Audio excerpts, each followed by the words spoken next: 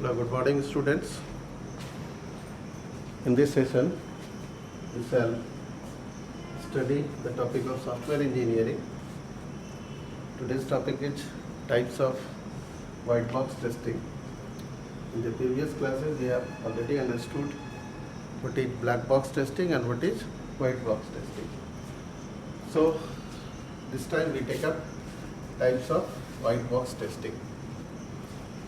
So, the first this white box testing is basis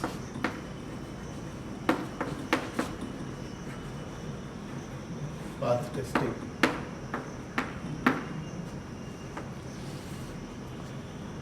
First one is basis path testing. This was first proposed by Tom McKay in 1976 to test, to check whether every independent path of a program is traversed at least once in its entire life cycle. Means there might be number of independent paths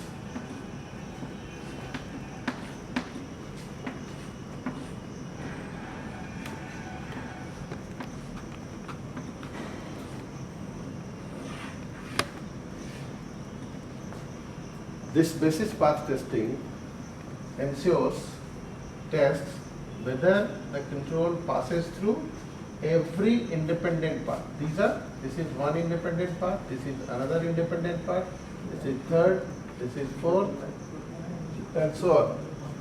So this test is conducted to test whether every independent path of the program is traversed at least once in its life cycle. So test case designers enables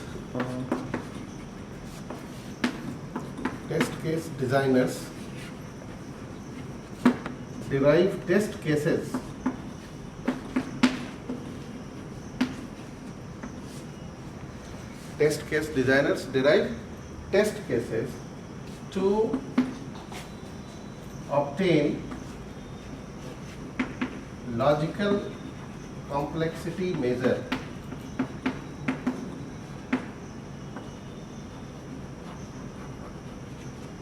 of a program. How much complex logically the program is. With this test, the test case designer can obtain the value of this logical complexity measure. So,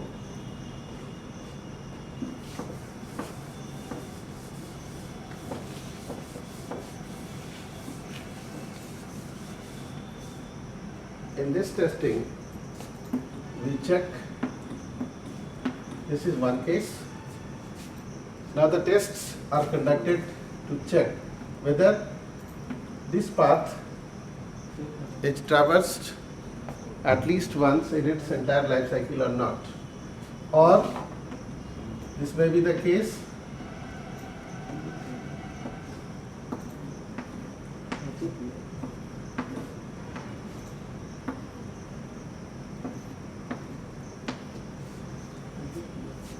this is if else condition. So here test cases will be written to test whether the control passes through this path and then whether the control passes through this path or not.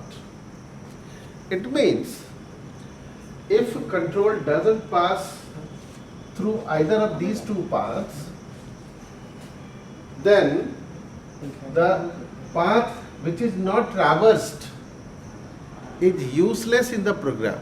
Suppose the control never goes through this path. Suppose control never goes through this path. It means all the construct of this path is worthless, is useless. Means the control has to directly pass through this way. Okay, suppose if a condition is written here, say x is greater than 100, okay, and this is the path for yes and this is the path for no. Now after getting value of x, the program would check, the control would check this condition here, and accordingly it would bifurcate here, deviate here, either through this way or through this way. Imagine the condition is that, situation is that the value of x never becomes less than or equal to 100. The value of x is never less than or equal to 100. Means the value of x is always 100, always greater than 100.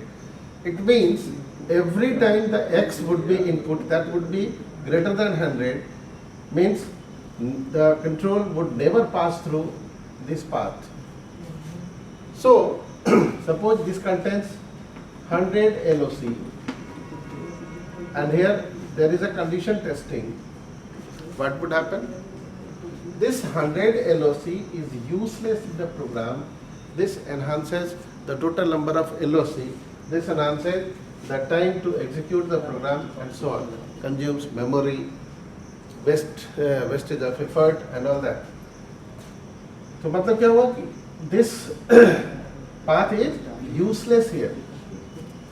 This should be excluded from the program. Okay, and for this condition testing, the control will have to stop, of course, for even in nanoseconds, but the control will have to stop here. So the correction would be to remove this path. Okay.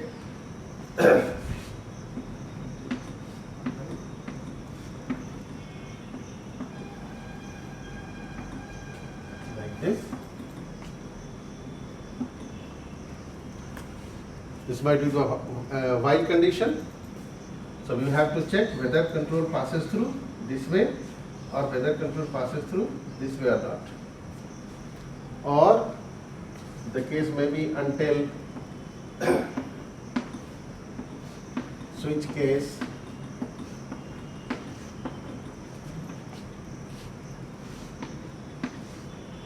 Now in switch case, what we have to check? Whether the control passes through this path, the control passes through this path, control passes through this path and through this path. And if the control doesn't pass through any one of these, it means that what is unnecessary in the program, we would remove that path. Suppose control never passes through this way, this path. It means this condition is here unnecessary and the statements embedded for this path is useless. So we would remove this path from the program. Now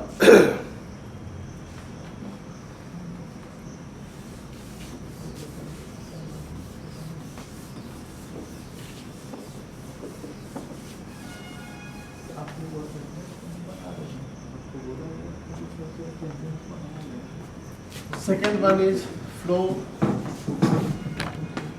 graph notation.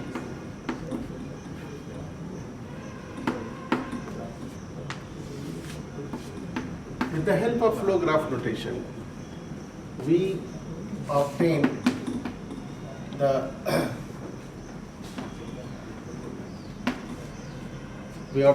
what are the paths, number of paths,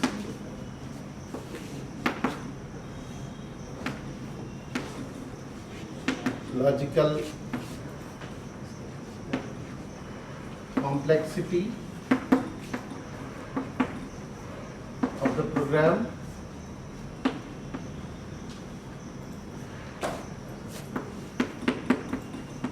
number of tests that must be conducted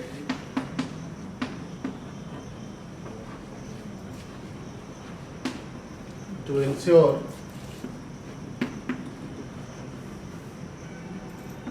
that every path is traversed at least once throughout its life cycle.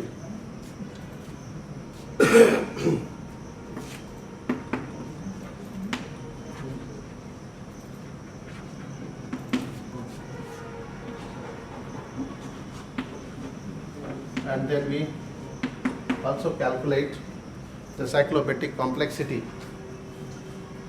So, how would we draw a flow graph notation? To draw a flow graph notation, we have to write first PDL. PDL is the program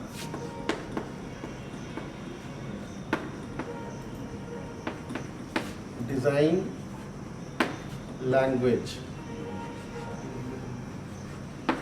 What is it? Program design language? It is nothing but an algorithm written particularly to test a program. Means for testing purpose, we write PDL, program design language. It is in the form of a pseudocode, and with this PDL, we construct a flow chart. Based on the PDL, we construct a flow chart, and flow chart is translated into flow graph. Okay. From the flow graph, we calculate cyclomatic complexity.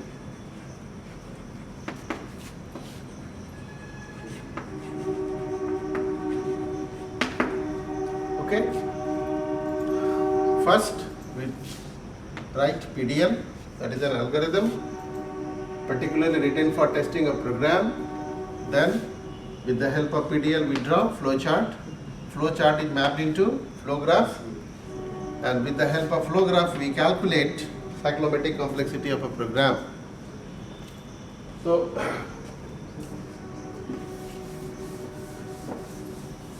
we start from flow chart, assuming that there is a PDL depending on which we have drawn a flow chart.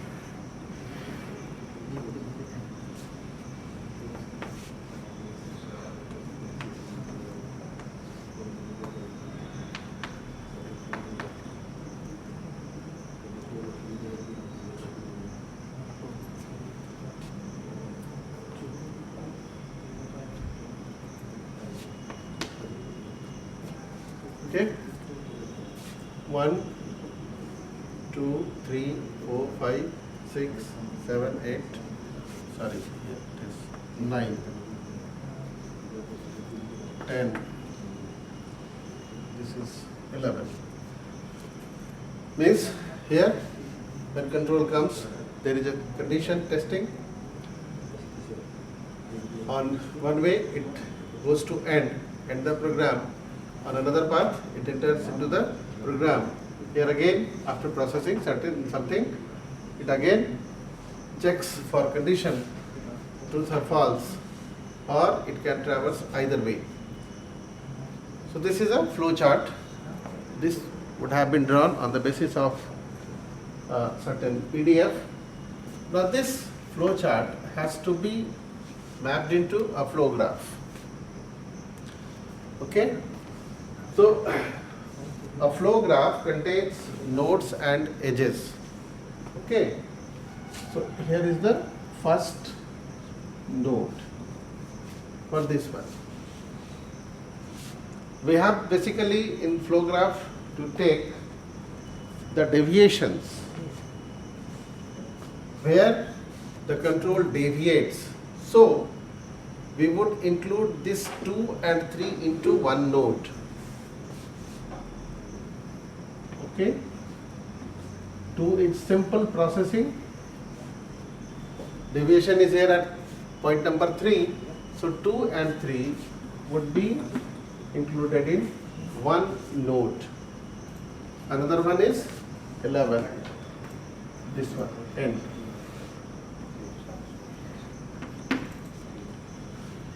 From 2 and 3, it goes to 4 and 5.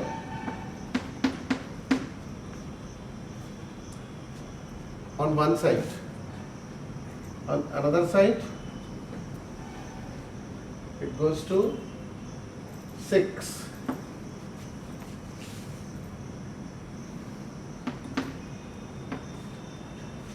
From 6, there is a node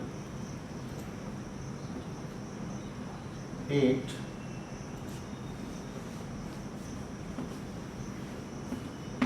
7, both joins at 9,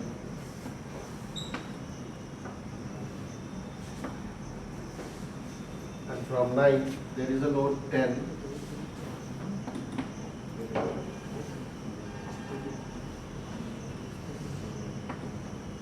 and from 10 it reaches to 1. So this is a flow graph for this flow chart.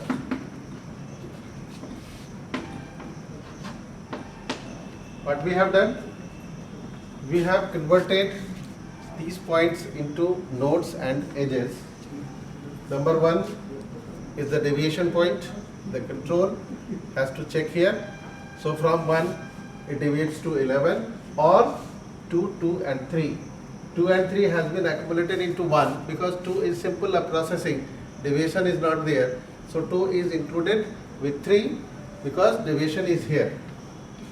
From 2 to 3 we have joined on the node 4 and 5, and on this side there is 6, and so on. Okay, so with this flow graph, we would now in the next class you would calculate cyclomatic complexity, and that can be computed through 4 methods. Okay, number of regions, number of predicate nodes, with the help of a formulation and with the help of a graph matrix. So for today that's all. Thank you.